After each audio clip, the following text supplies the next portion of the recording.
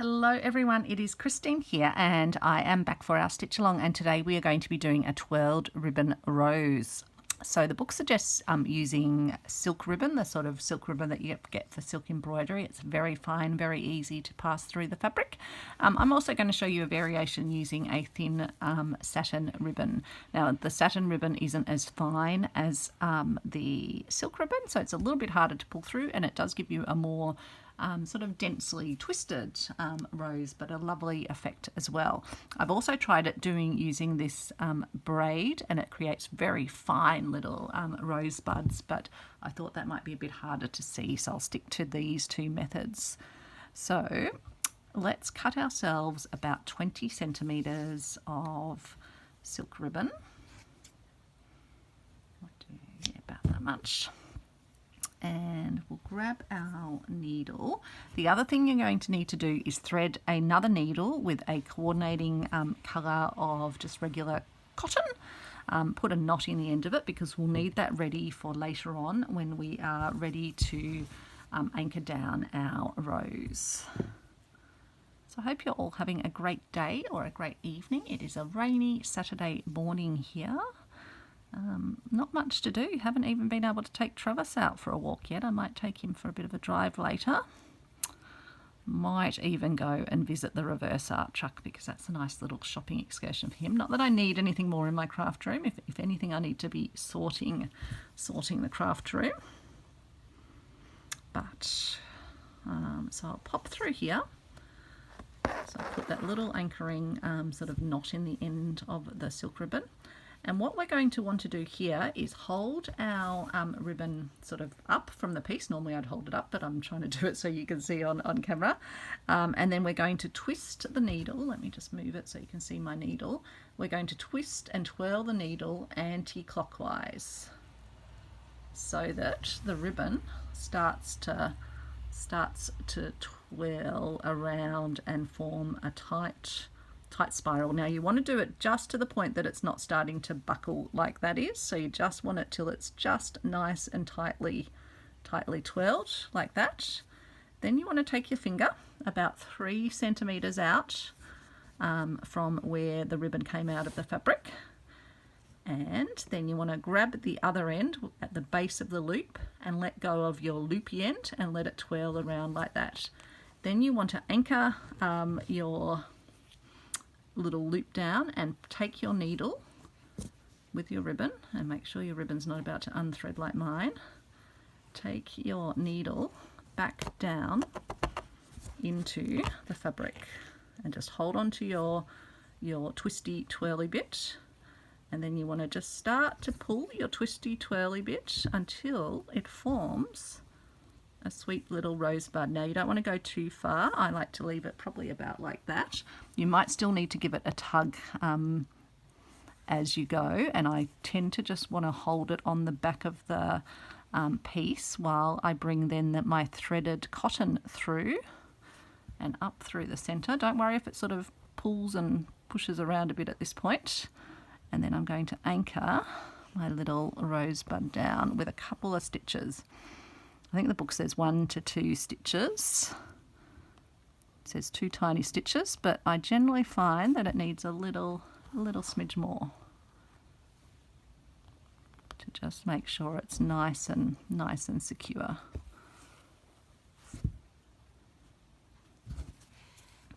So I'm just going to put another stitch in the other side, but you're just doing little invisible stitches that you won't be able to see anyway, but otherwise they do tend to bobble around a bit more on the fabric.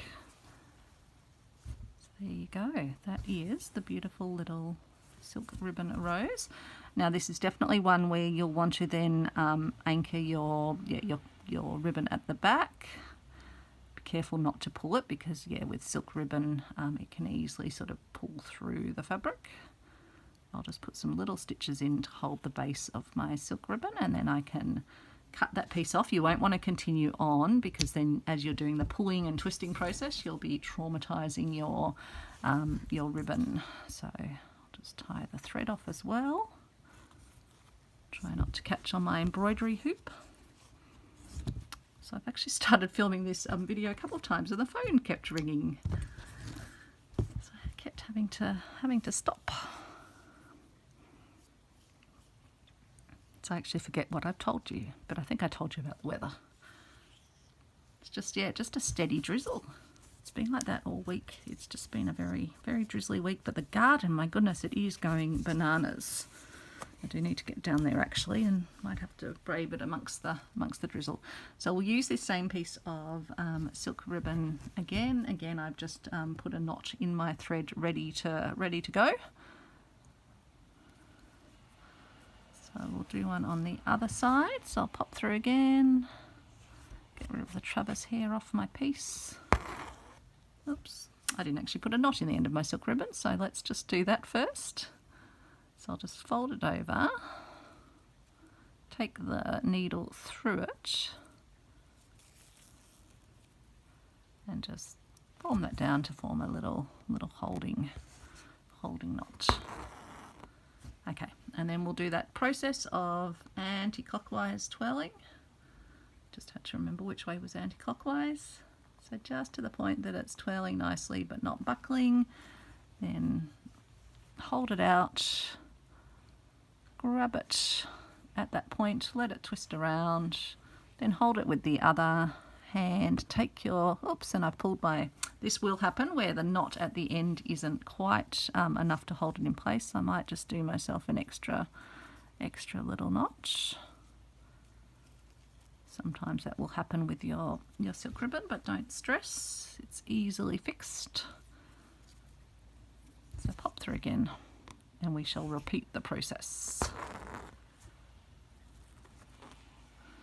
Okay, so twisting anti-clockwise, twisting, twisting, twisting till it's nicely but not buckling. Let's just see if we can get a few more little twists in place. There we go, hold it out and grab it. Grab hold here, let it twist around itself, and then take your needle back in just close to, but make sure you don't skewer your knot at the back. You'll feel, if you feel any sort of tension or anything, just check at the back that you're not skewering the knot. And then very gently pull through till the point that you get a nice looking little ribbon rose. Then grab your thread, and I like to put my thumb on at this point just to hold it while I come through so it doesn't pop up or do anything untoward. And then just get your little anchoring stitches into the center just to hold it, and I will put another anchoring stitch in the other side as well. Just tiny little stitches that you will not even be able to see, but they will just help to hold it nice and steady. So I think that's beautiful. Lovely little roses. So again, I will use my thread at the back just to very carefully, and again without pulling or anything. You don't want to tug at your ribbon here because you might tug something that you don't want to happen on the front.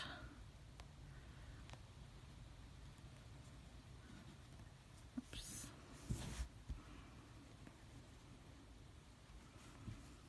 And then we'll put a little knot in the thread to hold that in place. I think I've created an extra loop, but that's okay. And I'll be able to use that silk ribbon for a little project somewhere along the way. So let's then grab some of our other ribbon, and again I'll get my thread ready, and we'll put a knot in that. Have that ready, and then we'll grab our needle. Hopefully this piece of ribbon will be large enough. With this one I do just need to tie a knot by hand in the end of it, because it's a thicker ribbon, or like a heavier, denser ribbon. Yeah, you can't do that ribbon passing through technique. So this one is a little bit harder to pull through, will make a little bit of a bigger hole in your fabric, but it still does the job. So again, I'm going to twist my needle anti-clockwise, holding it nice and taut, letting it get nice and tight. This one creates a very nicely tight rose. Holding it, oops, and my needle's just unthreaded itself, so I'll just rethread it while I'm holding the twist tight. Yep, just rethreaded it. Take it out, and I'll just give it another few twists in case I lost any nice tightly twirliness. No, I think that's pretty good. Hold it out like that, and then I'm going to switch hands, let it twirl around, and then I'm going to take my needle back to the back, and it can be a little bit harder at this point with the twisty ends. So something I don't mind doing with this ribbon is just letting a bit of the twist come out of the end that I'm going to be taking back into the fabric, just to make it a bit easier to pull through, because when it's really tightly furled it can be a little bit trickier to get it to come through. And I'm hoping, I think I've just done what I said not to do, so let's just try and fix it. I've come through the tail at the end, so let's just fix that, and then let's try to form up our little rose. So I'll just again pull it till I get a nice little rose shape that I want. Grab my needle and thread, and even for a slightly traumatic process for that one, it's still don't worry that it's popped up. Once I've got my thread through, I'm just going to give my ribbon a little pull from the back, and that will pull the rose back down into the nice little shape. And then I'm just going to put a few little anchoring stitches in. I find the stitches just kind of disappear into the ribbon, so I'm not too worried about where they go. And then I might just put one up this side. Just catch that side there to hold that nicely in place. So I just love how they're all different sizes and shapes, which just gives you, if you're doing a little garden scene, it won't look like you've used pre-made little roses. It will look very, very organic.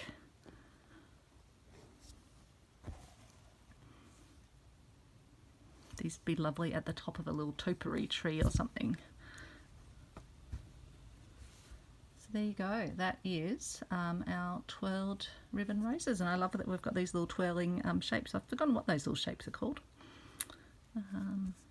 But yeah, a very sweet little technique, and you can even give it a go if you've got one of these ribbons. Just be aware it might be a bit harder to pull through the fabric, or otherwise give your silk ribbons a bit of a go. So thanks so much everyone for watching. Take care, and I'll see you back tomorrow for, I think, wheat ear stitch. So we did a version that looked like wheat ear in one of the other stitches. I've forgotten what it was called, but yeah, we'll do wheat ear, and then we're going to be moving on to some different variations on whipping. So I'll see you back tomorrow. Take care. Bye everyone.